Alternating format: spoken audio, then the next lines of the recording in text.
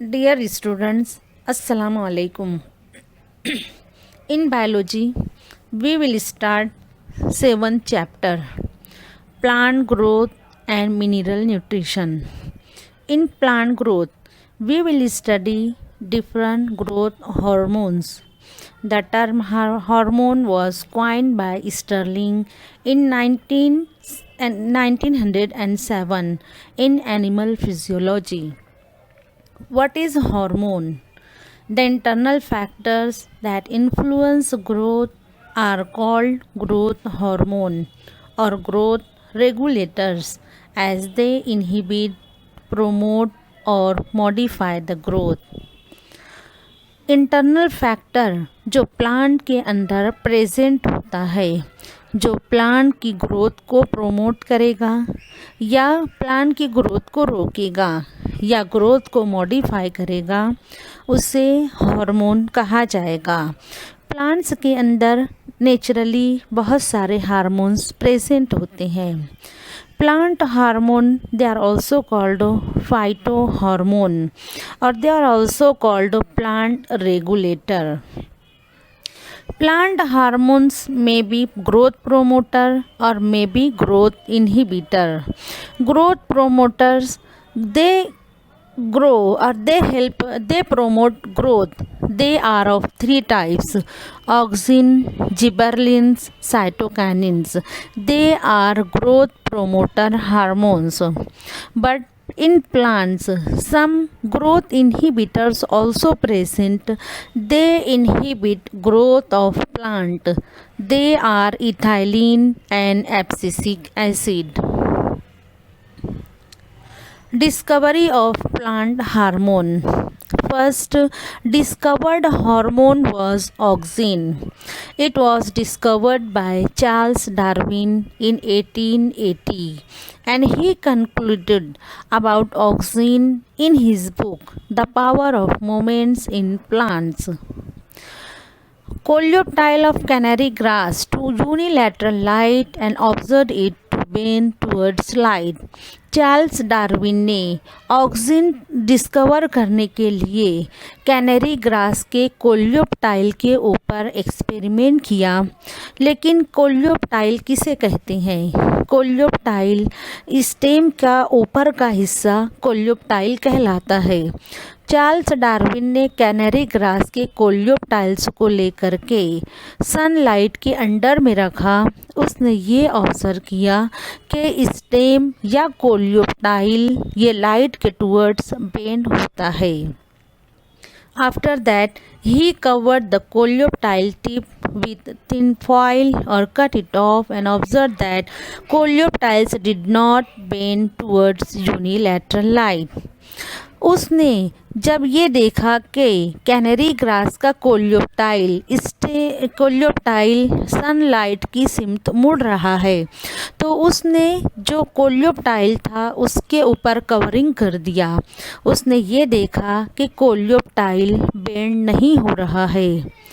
He concluded some stimulus is transmitted from upper to lower part which induce bending of the coleoptile. Some experiments generated for discovery of auxins. Many scientists experimented for discovery of auxin. In this first scientist Darwin, he experimented in 1880 and he selected canary grass and he cut coleoptile and he kept coleoptile under sunlight. He observed coleoptile bends. After that, he removed tip of the coleoptile and observed no bending occurred in coleoptile. After that, he removed or he covered coleoptile with light proof cap and he observed no bending occur in coleoptile.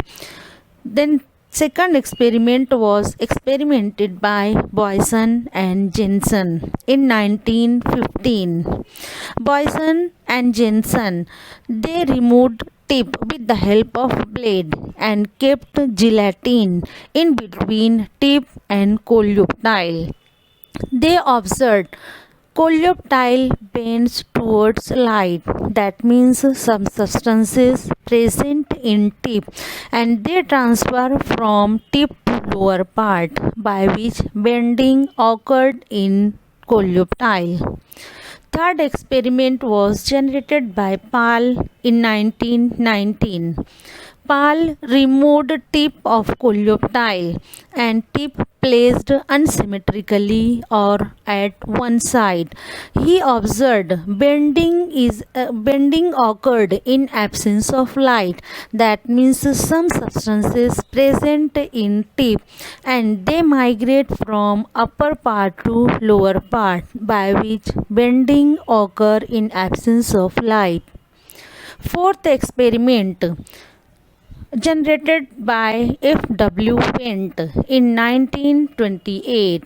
F.W. Wendt selected Avena sativa plant, which is also called oat, and he cut many tips of colloidal and he placed these tips on agar block. After some time, he removed tips of colloidal and agar blocks cut into pieces and each piece kept on colloidal. He observed bending occur on colloidal. Went ने जो experiment किया था उसके लिए एविना sativa या फिर ओट जिसे हम जौ कहते हैं, तो जौ के बहुत सारे कोल्योप्टाइल को लेकर के उसने टिप को कट कर दिया और कट करने के बाद हर टिप को उसने अगार ब्लॉक के अंदर रखा और इस तरीके से अगार ब्लॉक में बहुत ज़्यादा देर तक कोल्योप्टाइल टिप रखने के बाद उसने तमाम टिप को रिमूव कर दिया और उस जितने भी अगार ब्लॉक थे उसको पीसेस में कट करने के बाद हर पीस को कोल्योप्टाइल के ऊपर प्लेस्ड किया। उसने ये ऑब्ज़र्व किया कि जो कोल्योप्टाइल है उसके अंदर बेंडिंग हो रही है। इसका मतलब ये हुआ कि कुछ ऐसे सब्सटेंसेस टिप में प्रेजेंट थे जो अगार में ट्रांसफ़र हुए और अगार के पीसेस कोल्योप्टाइल में रखे गए जिसकी वजह से बेंडिंग हुई। तो सबसे सही F.W. वेंट ने एक्सपेरिमेंट किया और उसने उसका नाम ऑक्सिन दिया। In plant hormone, first hormone is auxin. Word auxin is derived from auxin means to grow. F.W. Wendt isolated auxin from tips of coleoptiles of Avena sativa और oat seedlings. F.W. Went ने सबसे पहले auxin को isolate किया था ओट plant के seedling से या छोटे से ओट प्लांट से। Auxin are produced by growing apices of stem and roots from where they migrate to the region of their action. Auxin always synthesize at the tip of stem or at the tip of root. After that, they transfer from upper part to lower part or in root from lower part to upper part.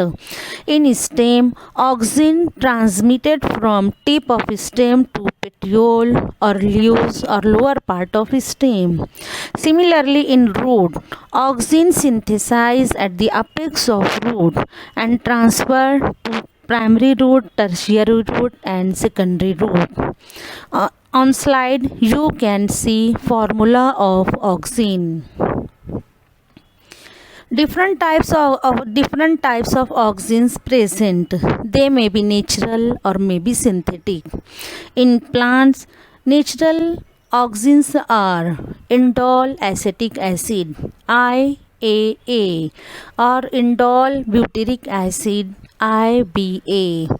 These two auxins naturally synthesize in plants at the tip of stem and root. Nowadays, different types of synthetic auxins are present. They are 2,4-dichlorophenolic acid and naphthalene acetic acid. These two synthetic auxins mostly used in gardening, and they are widely used in farms. Auxin has many physiological effects and applications.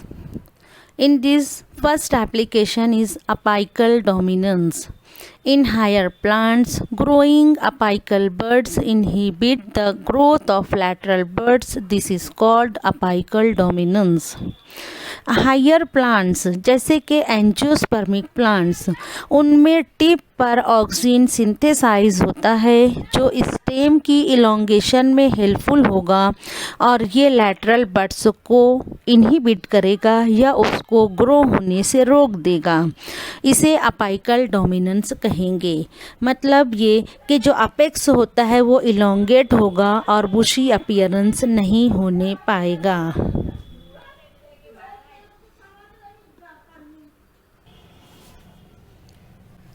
Second application, development of adventitious roots.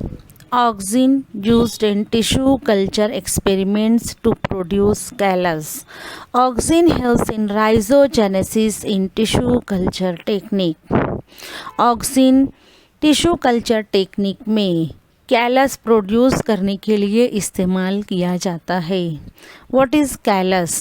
Callus is an unorganised mass in tissue culture technique. Tissue culture technique में test tube में जो unorganised मास होता है उसे callus कहा जाएगा। Auxin हमेशा rhizogenesis के लिए टिश्यू कल्चर टेक्निक में साइटोकाइनिन के साथ इस्तेमाल किया जाता है।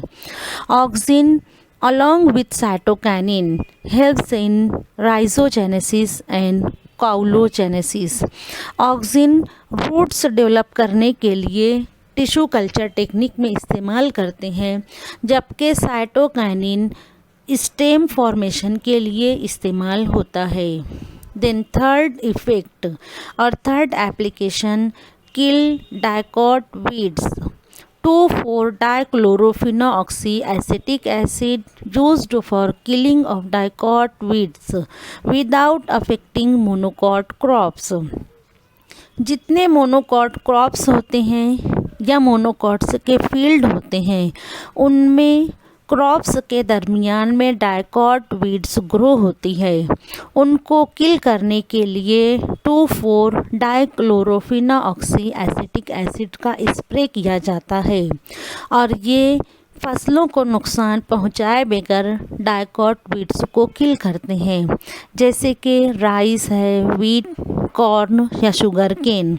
ये तमाम मोनोकॉट क्रॉप्स के दरमियान में जो डाइकॉट वीड्स होती है उनको आसानी से ख़त्म करने के लिए 2,4-dichlorophenolic एसिड का स्प्रे करके उनको मोनोकॉट को नुकसान पहुंचाए बगैर इस्तेमाल किया जाता है। Fourth application, Parthenocarpy means seedless fruits. The seedless fruits like orange, banana, lemon, grapes, papaya are produced by application of auxin. जितने भी सीडलेस फ्रूट्स हैं, ऑरेंज, बनाना, लेमन, ग्रेप्स और पपाया, उनमें सीड्स को ख़त्म करने के लिए ऑक्सिन्स के एप्लीकेशन किए जाते हैं और पार्थेनोकार्पिक फ्रूट्स डेवलप किए जाते हैं। Fifth one, rooting in stem cutting. Auxin increases routing after cutting of stem.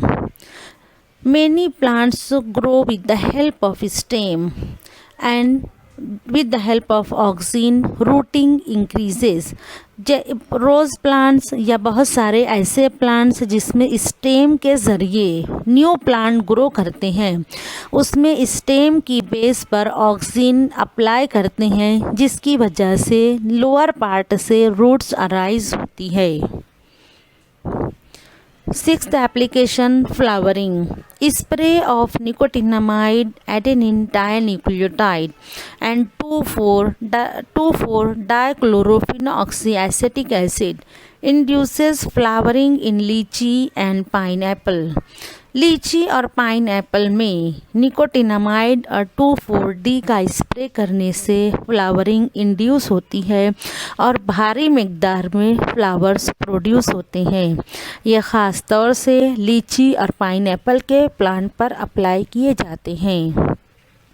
7th application, prevent fruit drop. It prevents premature fruit drop in apples, pear and oranges. Apple, pear और oranges के plant में छोटे छोटे fruits drop हो जाते हैं या pre mature fruits drop होते हैं, उनको प्रिवेंट करने के लिए ऑक्सिन का स्प्रे करते हैं, जिससे प्री मैच्योर फ्रूट ड्रॉप होने से बच जाते हैं। 8th, break seed dormancy. Auxin break dormancy in seeds and promote quick germination.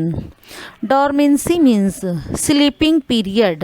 किसी भी सीड की जो डॉर्मेंसी पीरियड होती है उसको ब्रेक करने के लिए ऑक्सिन इस्तेमाल करते हैं और क्विक जर्मिनेशन के लिए भी ऑक्सिन इस्तेमाल किया जाता है।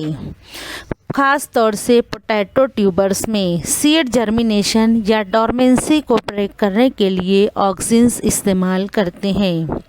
Remember that agent orange it is mixture of 2 phenoxy herbicides in ester form, 2,4-D, 2,4,5-T. Dioxin is known as Agent Orange. Agent Orange used in Vietnam War for defoliation of forest. Agent orange ये 2 auxin का mixture होता है जिसको डिफोलिएशन के लिए इस्तेमाल किया गया था और ये मिक्सचर वियतनाम वार में जापान के ज़रिए इस्तेमाल किया गया था। जापान और वियतनाम के दरमियान में जंग हुई थी। वियतनाम को शिकस्त देने के लिए जापान के फौजियों ने प्लेन से बहुत भारी मिकदार में 2,4-D और 2,4,5-T का मिक्सचर स्प्रे किया था, जिसकी वजह से फॉरेस्ट में जहाँ पर बहुत सारे वियतनाम के फ़ौजी कैंप बनाकर छुपे हुए थे, तो इसका स्प्रे करने की वजह से पत्तियाँ झड़ गई थी और तमाम जंगलों में फ़ौजी कैंप जापानियों को आसानी से दिखाई देने लगे और इस तरीके से जापानीज़